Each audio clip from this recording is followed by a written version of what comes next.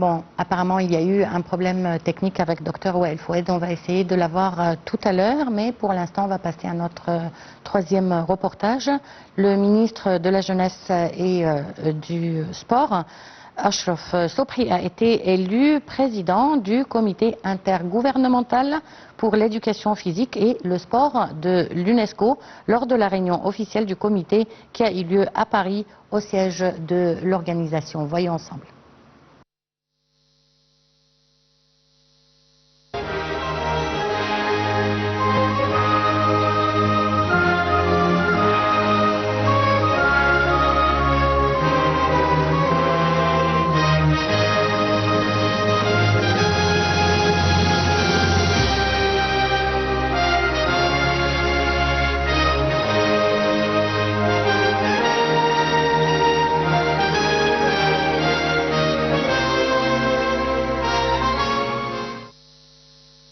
Le comité intergouvernemental pour l'éducation physique et le sport de l'UNESCO, CIGEPS, est l'un des principaux organes intergouvernementaux du système des Nations Unies chargé du sport et de l'éducation physique, comprenant 18 États, membres répartis en 6 groupes géographiques. Avant l'élection du président de ce comité, les 18 pays ont élu le bureau exécutif de CIGEPS, qui regroupe un membre de chacun de 6 groupes, comprenant le Royaume-Uni représente le groupe 1. Europe occidentale et Amérique du Nord. La Slovénie et la Croatie représentent à tour de rôle le groupe 2, Europe orientale. Le Costa Rica représente le groupe 3, Amérique latine et Caraïbes. Les îles Cook représentent le groupe 4, Asie et Pacifique. Le Kenya représente le groupe 5A, Afrique, et l'Égypte représente le groupe 5B. Achraf Sobhi est le premier Égyptien à occuper ce poste prestigieux dans le domaine du sport. Il est ainsi chargé de définir les politiques sportives à l'échelle internationale, de promouvoir le sport comme vecteur de développement durable, de favoriser l'inclusion et l'intégration dans le sport, l'enseignement et l'éducation physique, de moderniser les standards internationaux et les politiques gouvernementales, ainsi que de coordonner la coopération entre les pays membres et les organisations internationales. L'Égypte, de par la présidence du CIGEPS, œuvrera à mettre ce comité sous les projecteurs et développer des partenariats influents avec les gouvernements et les organisations onusiennes, de sorte à consolider le rôle du sport en tant que moteur de développement, de paix et d'inclusion sociale dans le monde.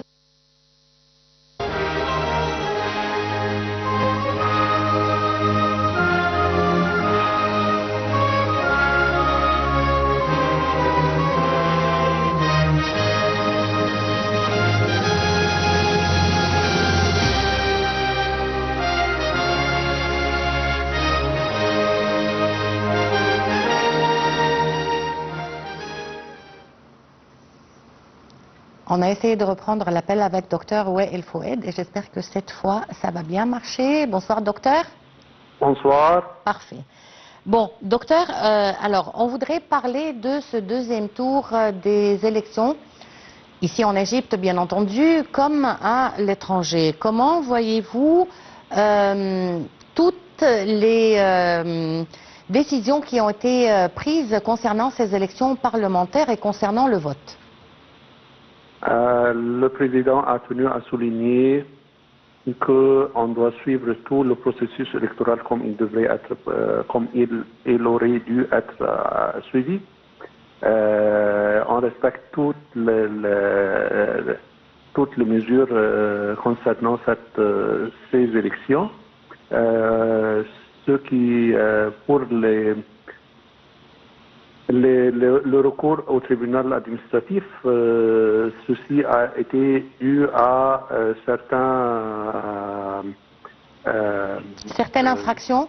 À certaines infractions, oui, concernant ce processus. Donc, le président lui-même a décidé de mettre au clair toutes ces situations et donner au peuple d'exprimer leur propre opinion. Son propre opinion concernant le vote et l'application correcte de toutes ces mesures. Donc, c'est une décision à saluer pour à être salué par le peuple envers le président, c'est-à-dire que c'est une phase nouvelle, c'est une ère nouvelle, une décision qui n'a pas été prise il y a des années. Et donc, ceci donne une image bien à la hauteur de l'Égypte actuelle. C'est-à-dire, on respecte la loi et on met en cause tout ce qui n'est pas tout ce qui a été considéré comme infraction de la loi, des mesures sécuritaires. D'accord, mais il y a eu des cas similaires dans le monde. Même parfois, certains pays ont complètement annulé les élections parlementaires, n'est-ce pas? Oui, c'est vrai. Et même aux États-Unis, on a parlé de ce qui a été autant des élections concernant le président américain. Et il a suivi certaines démarches pour s'assurer ou bien pour mettre au clair tout ce qui a été dit. Le fait de parler de l'argent politique ou bien la monnaie ou bien l'inférence de l'argent dans ce processus électoral, c'est partout dans le monde entier, ça diffère puisqu'il y a aussi certaines contributions de la part du peuple pour un parti ou un autre. Donc, si le fait de parler ou bien les rumeurs qui ont été diffusées concernant que les sièges ont été achetés par les représentants, ce sont jusqu'à maintenant des rumeurs puisqu'on ne peut pas commenter la décision même ou bien les décisions prises par les tribunaux, soit administratifs, soit cours constitutionnels.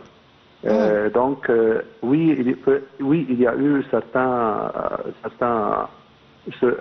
infractions, mais c'est la parole devrait être prononcée par soit la haute cour administrative ou bien la cour constitutionnelle. Ce n'est pas notre droit de juger, de se prononcer à la place de ces deux instances. Bon, docteur Wael Foued, bien sûr, on espère ne pas voir ça, mais au cas où il y aurait des problèmes pour le deuxième tour, est-ce qu'on risque de voir un troisième tour ou bien on risque de voir les élections complètement annulées ou comment ça va se passer? Le taux des circonscriptions annulées est un peu flagrant. Donc on pense que on ne peut pas dire que c'est satisfaisant. À ce point, on doit affirmer que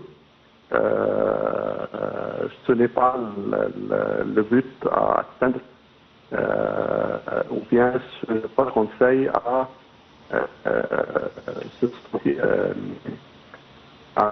ce n'est pas le conseil du peuple ou bien des représentants du peuple qui devrait être ou bien qui devrait prendre place. Donc même si on a terminé les tours, on peut sentir ou bien on peut douter de certaines circonscriptions, ce n'est pas assez satisfaisant. Donc, à la fin du compte, on doit dire que c'est préférable de revoir la loi même des élections et de réviser tout ce processus. Ce n'est pas mauvais d'annuler toutes ces élections. Mais, docteur Wael Foued, je vous dirais là, je pense que le problème n'est pas revoir la loi sur les élections, puisque ça n'a jamais été aussi flagrant et que surtout ça s'est bien passé. Je vous dirais plutôt voir le comportement et les attitudes des candidats. ceci est normal, mais ce n'est pas les comportements et les infractions sont dus à certains articles stipulés concernant les élections.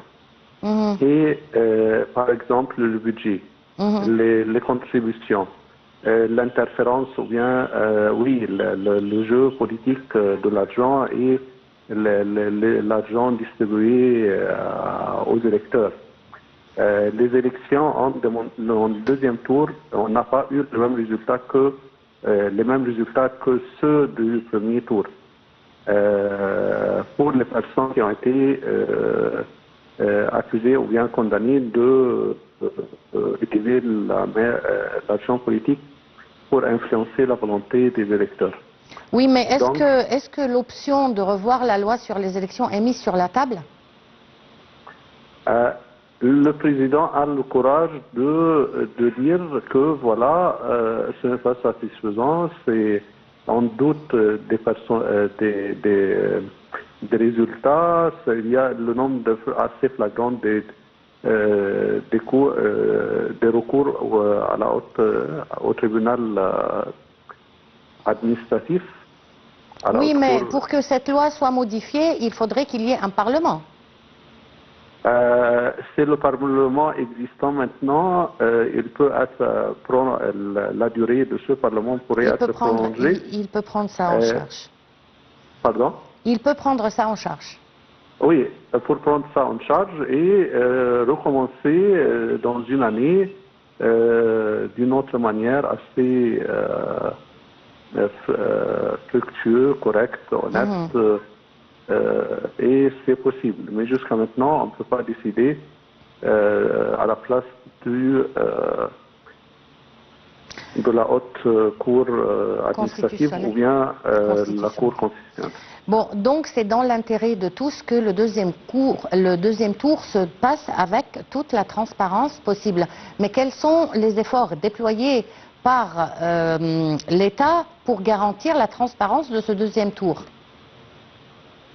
Il y en a plusieurs, entre autres, c'est la révision des mesures prises pour s'assurer de la personne qui a recours à la haute cour administrative. De l'autre côté, les résultats, comment on a vérifié les résultats, les listes, ou bien le rapport terminal donné aux représentants, ou bien les qualifiés représentants. Il y a aussi d'autres problèmes assez techniques concernant le choix même des circonscriptions. Donc, c'est un ensemble, comme je ne suis pas spécialisé en ce domaine, il y a des détails qui m'échappent. Donc, je ne peux pas... Oui, mais donc, il y a assez de mesures pour garantir la transparence de ce deuxième tour. Vraiment, oui, on surveille de plus en plus de près, on arrête tout ce qui était considéré comme infraction. On demande aux représentants ou bien les qualifiés représentants de suivre les mesures et respecter l'ordre, de ne pas influencer la volonté des électeurs, de limiter ou bien d'enlever dans les rues les panneaux concernant ces personnes, de ne pas faire de la propagande jusqu'à la dernière minute, de ne pas composer ou bien de ne pas organiser des suites d'autobus pour aller prendre les électeurs et les faire entrer par force aux urnes. Toutes ces démarches qui ont été considérées dans les années précédentes comme normales, ou bien comme à la fin, c'est une compétition. Bon, et ces gens-là, Dr Wael Fouad, qui créent des infractions pareilles, est-ce qu'ils risquent n'importe quel type de punition? Oui, vraiment, ils ont été arrêtés, ils ont été jugés et c'est pourquoi certaines circonscriptions ont été annulées. Ben, on espère qu'ils auront appris une bonne leçon et que cette fois, ils vont agir avec beaucoup plus de conscience politique et patriotique. Espérons, oui. On l'espère. Docteur Wael Fouad, je vous remercie beaucoup pour votre intervention. Chers téléspectateurs, je vous remercie de nous avoir suivis. On croise les doigts pour avoir un second tour transparent et plus que parfait. Je vous remercie. On se retrouve demain avec un nouveau collègue et une nouvelle édition de Direct. Au revoir.